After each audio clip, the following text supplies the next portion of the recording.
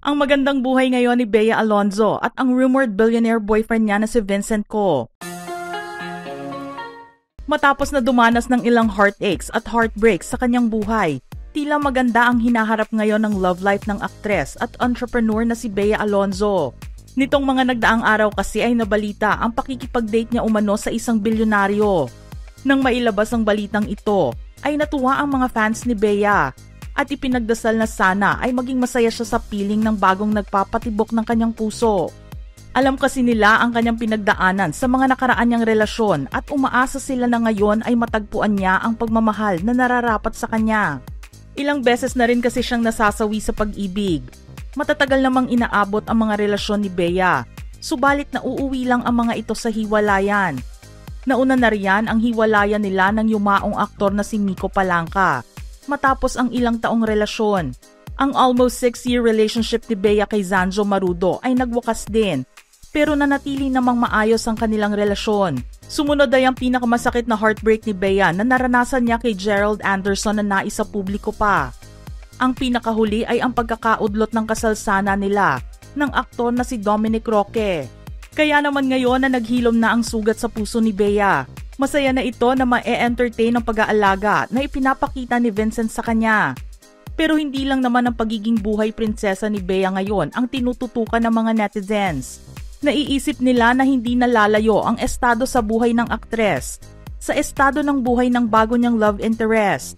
Mula sa kahirapan ay iniahon ni Bea ang kanyang pamilya para marating ang mga lugar na hindi nila inaakalang mararating nila noon.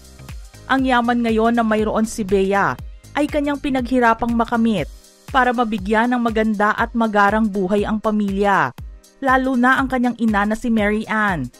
Alam naman kasi ng halos lahat ng tao na ang kanyang ina ay hindi na makalakad ngayon gawa ng paghina ng kanyang mga tuhod na naging sanhi ng kanyang paggamit ng wheelchair. Pero sa kabila nito, sinikap ni Bea na ibigay ang lahat ng hilingin ng ina para maging masaya ito. Isa sa mga naipundar ni Bea ngayon, makalipas ang mahigit 2 dekada niyang pagtatrabaho bilang artista, ay ang 3-story house na kanyang naipagawa. Ito ang kanyang kasagutan sa pangarap niya na tumira sa isang maluwag na lugar. Taong 2013 nang maipakita ang kanyang bahay sa isang magazine, kung saan nabighani ang mga fans sa kanyang malamansyong bahay. Sinabi ni Bea na 2012 pa nang maitayo ang kanyang bahay, pero maraming renovations ang pinagdaanan nito. Kaya natagalan sila sa paglipat.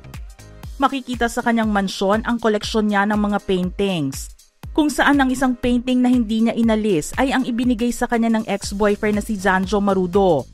Nagustuhan niya ang painting na ito, at dahil maganda naman ang relasyon nila matapos ang hiwalayan, pinili niyang maiwan ang painting na yon sa kanyang bahay. Makikita rin ang kanyang teapot collection na ibinigay sa kanya ni Chris Aquino at Laurenti Jogi. Nasa bahay din niya ang kanyang opisina, pero iyon ang pinakamadalang niyang magamit na kwarto. Ang kusina naman niya ang siyang madalas niyang puntahan dahil mahilig mag-bake si Bea na nagtapos din ng culinary course. Kahit puno ang schedule at busy siya sa trabaho, nagawa pa rin ni Bea na maisingit dito ang isa sa mga bagay na matagal na niyang nais gawin. Taong 2018 nang mag-enroll siya sa isang culinary school bilang isang pastry chef. Bukod sa ipinatayong bahay, isang property din ang kanyang nabili noong 2011 sa Zambales. Isa itong farm na ginawa niyang mango plantation. Ang namamahala sa property na ito ay ang kanyang mommy Mary Ann. Nabili niya ang napakalaking lupaing ito na may mahigit 10 taon na ang nakalilipas.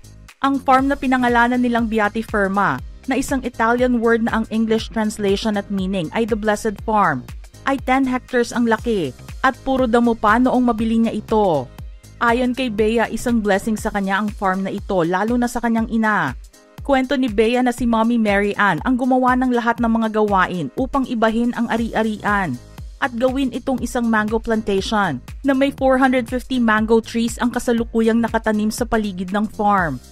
Sinabi rin niya na dahil kailangang i-maintain ang farm, matagal na nananatili ang kanyang ina at kung minsan ay inaabot ng 6 na buwan sa Zambales para lang matiyak na ang farm ay mababantayan at magiging maayos ang itsura.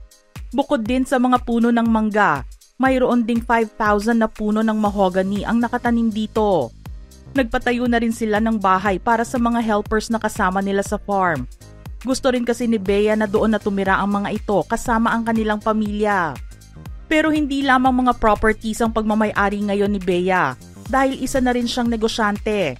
Kasama ang ilang mga kaibigan at business partners. Nag-franchise ang aktres ng isang cafe sa Quezon City. Isa siya sa mga owners ng cafe and restaurant na Dean and DeLuca.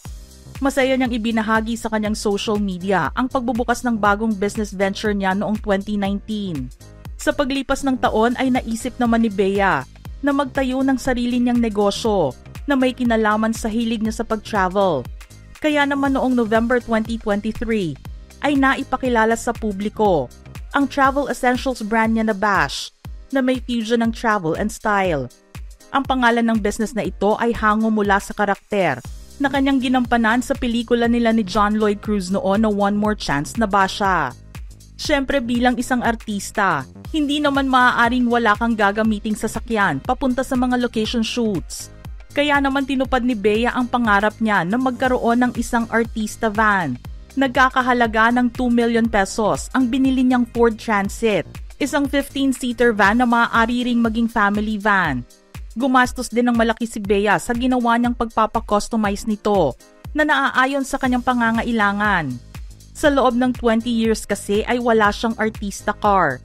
Kaya naman noong makayanan na niya ang makabili, inisip niya na mas magagamit niya ang van sa mga lakad niya kaysa sa maliit na sasakyan. Ang recent purchase niya ay ang kanyang apartment sa Madrid, Spain na nabili niya noong 2022 na nagkakahalaga ng 500,000 euros. O nasa mahigit 30 million pesos.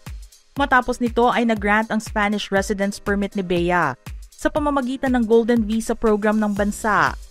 Ang apartment na ito ay mayroong 2 kwarto, powder room, 2 bathrooms, at naka-marble countertop na rin. Equipped din ito ng ref, freezer, microwave, dishwasher, oven at washer-dryer combo. Newly renovated din ito ng kanyang mabili.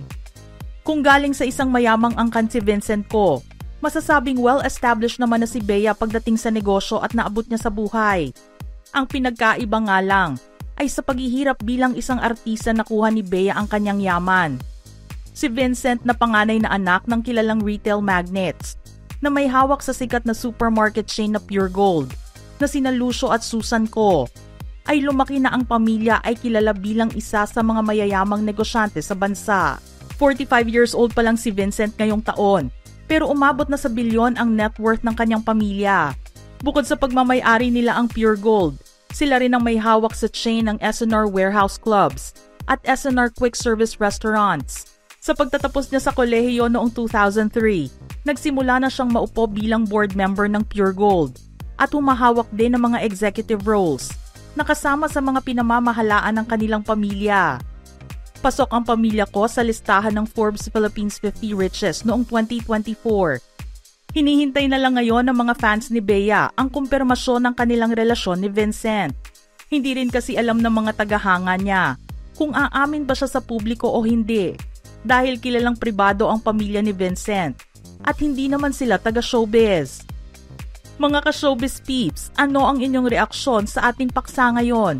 Just type in your thoughts in the comment section below.